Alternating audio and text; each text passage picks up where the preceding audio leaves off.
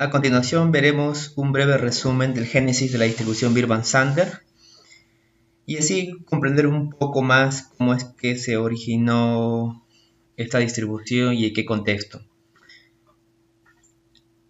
Primeramente veremos dos aspectos, una motivación. Aquí, por ejemplo, en la figura se puede observar una pieza del panel del ala de un avión en la que ha sufrido una fractura, ¿sí? Y como puede observarse y como está aquí descrito en la imagen, dice que observa unas líneas de progresión de la grieta a cada lado del orificio, ¿no? Esta parte de aquí sería el orificio. Y podemos notar que la grieta ha ido avanzando. Ha ido avanzando la grieta. Y aquí vemos número 1, 2, 3, 4, 5, 6, 8, 9, 10. Hasta que se fracturó la pieza. Esta imagen fue extraída de este autor Glover de 1966. Uno de los grandes problemas en el área industrial es la ruptura o la falla de los materiales. Estas fallas son ocasionadas por diversas causas y una de estas causas es dada por la fatiga. Y la fatiga y la falla estructural resultan cuando el material es sometido a diferentes esfuerzos dinámicos repetitivos. Y es importante resaltar que cuando son sometidos estos materiales a diferentes esfuerzos dinámicos que son repetitivos, son los que causan esta ruptura en el material, lo cual es bastante delicado, ya que esto puede ocasionar serios accidentes y conllevar a la pérdida de vidas humanas. Entonces, la teoría de la fatiga de materiales está basada en el supuesto que la propagación de una grieta dominante es la principal causa de la falla debido a la fatiga. En general, un proceso de fatiga se puede dividir en tres etapas. Por ejemplo, la primera es cuando el comienzo de una fisura es imperceptible. Es decir, cuando se comienza a dar este proceso de ruptura, ello no es visible. Y entonces lo que dificulta su detección. Aquí el crecimiento y la propagación de la fisura que provoca una grieta en la muestra en el material es debido a la tensión cíclica y la tensión. Y finalmente, la ruptura o falla de la muestra del material debido a la fatiga. En la literatura sobre la teoría de la fatiga de materiales es conocido que la grieta dominante comienza entre los percentiles 5 y 10 de la vida útil de la muestra del material. Puedo resaltar aquí que los percentiles 5 y 10 son la parte izquierda de una distribución, es menor al cuartil 1, o sea, al percentil 25, y de ahí que veremos que la distribución Birban-Sander ajusta mejor, modela mejor datos, cuyas colas a la izquierda que otras distribuciones. Hace un mejor ajuste en ese lado de la distribución, en el lado izquierdo. Ahora, la etapa 3 es donde se da la ruptura. Acá dice que ocupa una vía significante, o sea, debido a que cuando ya se da la fractura, pues son segundos donde ya el material sigue intacto, ¿no? Debido a que ya se fracturó ya. Y en la etapa 2 es la que contiene la mayor parte del tiempo de la vida de fatiga. Y por esta razón, los modelos estadísticos para los procesos de fatiga se refieren principalmente a la descripción de la variación aleatoria de los tiempos de vida asociados a esta etapa, o sea, la segunda, a través de distribuciones de vida. Un modelo por la fatiga de materiales es muy utilizado en el área industrial, es dado por la distribución de tiempos de vida, el cual fue propuesta por Birban-Sander en el año 69, y ellos fueron motivados por problemas de vibraciones encontrados en aviones comerciales, y de ahí que ellos comenzaron a hacer un estudio de unos datos que están relacionados a este proceso de fatiga, y esa distribución modela tiempos de vida de materiales y equipamientos sujetos a cargas dinámicas. Por ejemplo, consideremos un material que es sujeto a un patrón cíclico de tensión y fuerza. Aquí está implícito que en cualquier momento la carga es una función que representa el resultado de la tensión aplicada al material en ese tiempo. La falla del material ocurre debido al desenvolvimiento y al crecimiento de una rajadura dominante dentro del material, como pudo ser observado en la primera figura de esta presentación. Esta distribución de Urban-Sander considera que una muestra es expuesta a una secuencia de m cargas cíclicas, ¿sí?, denotado por Li, donde I va de 1 a m. Y veamos acá un esquema. Tenemos J más 1 ciclos, y cada ciclo está conformado por m cargas cíclicas. Recuerde que está denotado por la letra L. Entonces en cada ciclo tenemos la misma cantidad de m cargas cíclicas. Urban y Sander consideraron que la carga es continua, y por lo tanto la imposición de cada carga L, la grieta se extiende en una cantidad aleatoria. Las extensiones de las grietas por ciclo no se pueden observar en la práctica, como pudo haber sido descrito en el proceso A1 de uno de los slides anteriores. Solo se conoce el instante en el que ocurre la falla. Entonces sería la última etapa, ¿verdad? La etapa 3, que fue mostrada más arriba. Bueno, voy a mostrar el proceso físico, el génesis de la distribución Urban-Sander. Ahora es necesario hacer algunas suposiciones estadísticas. Entonces, Urban y Sander utilizaron el conocimiento de ciertos tipos de falla de material debido a la fatiga para derivar su modelo. El proceso de fatiga que utilizaron se basó en lo siguiente. Primero, un material está sujeto a cargas cíclicas o choques repetitivos que producen una grieta o desgaste en el material. Segundo, la falla en el material ocurre cuando el tamaño de la grieta del material excede un nivel de resistencia, o sea, un umbral, denotado por omega. Tercero, la secuencia de cargas impuestas al material es la misma de un ciclo a otro. 4. Durante un ciclo de carga, la extensión de grieta causada por la carga L sub I es una variable aleatoria cuya distribución se rige por todas las cargas L sub J, donde J es menor que I, y con I de 1 a M, y por la extensión de la grieta que lo procede. Quinto, el tamaño total de la grieta causada por el ciclo K, Y sub K, es una variable aleatoria que sigue una distribución de la media mu y varianza sigma cuadrado. Ambas son finitas. Y último y sexto, el tamaño de la grieta Y sub K en diferentes ciclos es independiente. Entonces, esos son los supuestos estadísticos que se están haciendo la variable aleatoria Y sub K y la variable aleatoria X sub K. X sub I. Ahora, como un ciclo es definido como m oscilaciones y cada aplicación de la y-ésima oscilación en un ciclo resulta en una extensión aleatoria de la rajadura X sub I, la distribución de esta variable aleatoria depende solamente de la rajadura actual, causada por la oscilación de la carga en ese ciclo. La extensión de esa rajadura debido al j-ésimo ciclo es dado por la siguiente expresión. Noten que aquí X la extensión aleatoria de la rajadura. Es un valor bastante pequeño. Recuerden que ese tipo de fracturas se dan a nivel microscópico, ¿sí? Posiblemente microscópico, como es mostrado en el artículo de Urban y Sander. Entonces, la suma de estos nos da este tamaño de la grieta. Para poder mostrar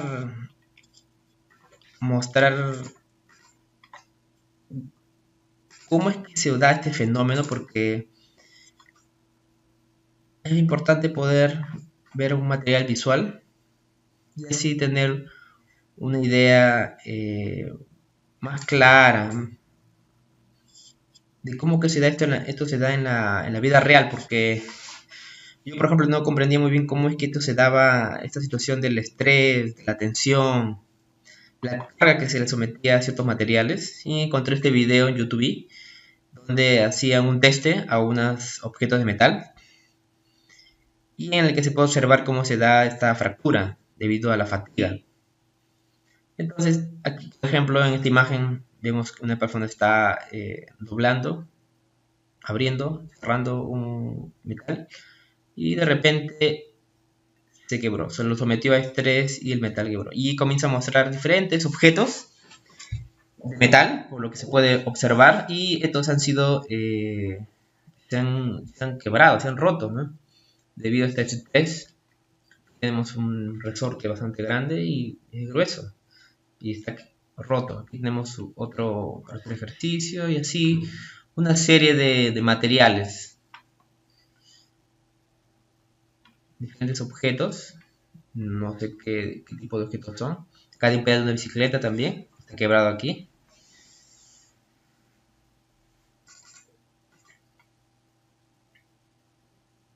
Entonces, aquí en esta parte va a haber un teste en la que muestra un metal, una estructura de metal, tiene ese código,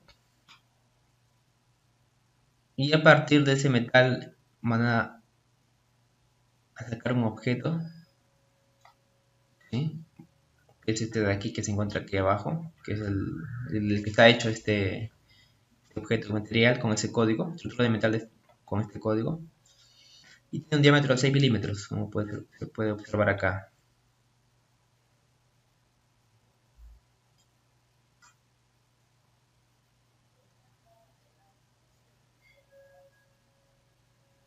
Bueno, tienen varios, tienen 10 de esos objetos, de esas piezas de metal, y por lo que se puede ver en la imagen, en el video, lo están colocando en una máquina.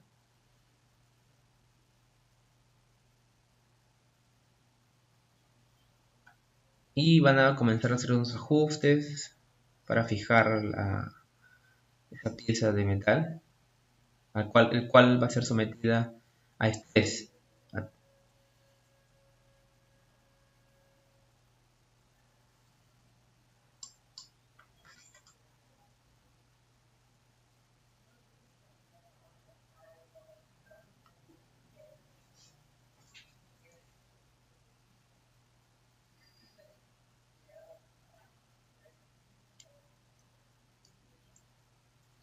Y parece que ya activó la máquina.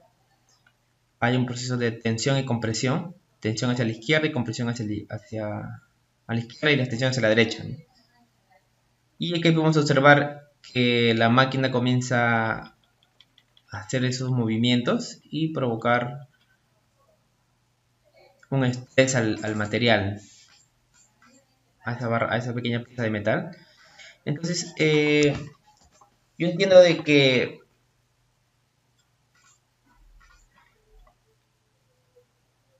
esta suma, ¿sí?, es la que va a ir apareciendo a medida que se va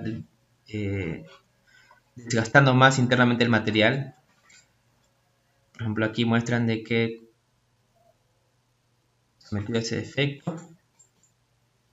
Y noten aquí algo. Aquí, por ejemplo, esta pieza, metido a ese estrés, va a comenzar a fracturarse. No se puede observar con claridad al principio dónde va a aparecer. Y aquí en la flecha señalan, ¿no? Y noten que aquí comienza a aparecer una línea. Y comenzó a darse la fractura. Y se rompió la pieza de metal de un diámetro de 6 milímetros. Entonces,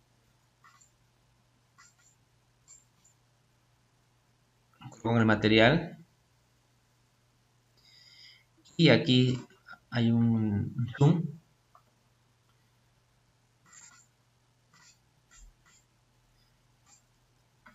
Aquí noten, por ejemplo, que aquí es donde se hizo la propagación de esta fractura. Ahí entonces, si nosotros observamos lo que se mostró acá, esta suma de los X, que son una extensión aleatoria de la rajadura, y son varios por cada ciclo. Entonces, diríamos que sería la suma de esos valores de donde comenzó, suma de esos valores por cada ciclo, y así tendríamos varios X, la suma de varios de estos X, que es la extensión de esa rajadura, y esa suma sería esta variable Y, ¿no? Más o menos así es como entiendo cómo es que se da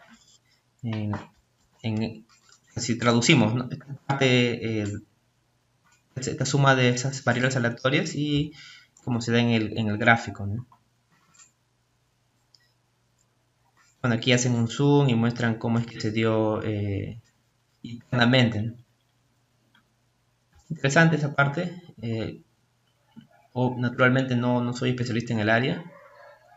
Sin embargo, se puede ver cómo es que aquí se da comienza a originar esa triga, esas grietas, ¿no? Microgrietas, ¿no?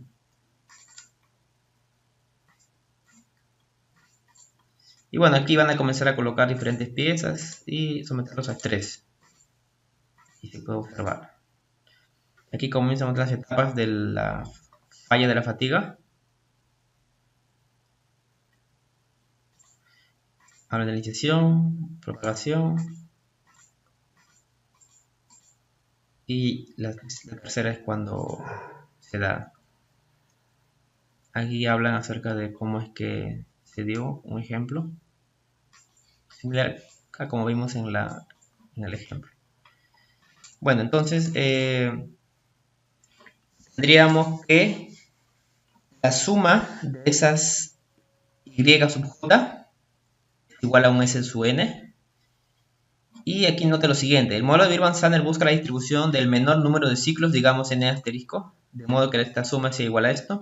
De n variables aleatorias positivas excede el umbral dado por omega, es decir, n estrella sería igual al ínfimo de n de las n variables aleatorias, tal que ese n es mayor que omega. Entonces lo que está buscando es el menor valor de n tal que ese sub n ya excede el umbral de omega, ¿no? El mínimo valor. Se coloca el ínfimo. En el caso más simple, la distribución de Birban-Sander se deriva al suponer que esa variable sub k y sub k son variables aleatorias independientes distribuidas de forma idéntica. De esta forma, podemos aplicar el teorema del límite central en su versión clásica. Y se considera además que n asterisco es una variable aleatoria continua t. Entonces, considerando el modelo, esta ecuación 1, el teorema del límite central y las suposiciones estadísticas B1 hasta el B6, como fue mostrado anteriormente, y cuando n tiende al infinito, se establece que S sub n, que era esta suma, va a tener una distribución aproximadamente normal con media n sub n mu y varianza n sigma cuadrado. Esto es algo así, sería la distribución de este sub n. N es la cantidad de ciclos requeridos hasta la falla de un material.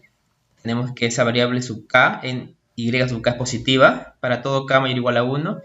Y el daño es irreversible, por lo tanto, por complementariedad tenemos que n mayor a n va a ser equivalente a decir que ese sub n es menor o igual que ese umbral w, omega, perdón. Y también tendremos el opuesto, que si n es menor o igual a n, esto es equivalente a decir que ese sub n es mayor a ese umbral w, omega, perdón. Entonces, según la posición B5, tenemos que la esperanza de S sub n va a ser n por mu y la varianza de S sub n va a ser n por sigma cuadrado. Entonces, así tendremos, estandarizando formando esa variable aleatoria, vamos a tener que z sub n, que tiene esta forma, va a tener una distribución normal 0,1. Ahora, entonces, debido a esto que fue mostrado acá, nosotros podemos hacer esta equivalencia en términos de probabilidades.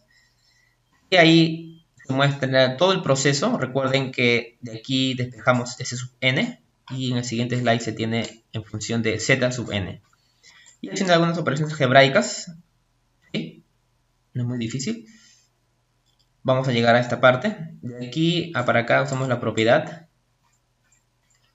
Esto de aquí, debido a que es mayor, esta parte de aquí va a ser igual a 1 menos la probabilidad de z sub n menor o igual a toda esta expresión. Eso va a ser equivalente a esta distribución acumulada. Recuerden este símbolo, es importante resaltar que este es el símbolo de una distribución acumulada estándar, normal estándar. Y convenientemente hacemos este orden, la parte de que está acá a la izquierda, como menos lo pasamos acá a la derecha, y esto lo acomodamos aquí a la izquierda.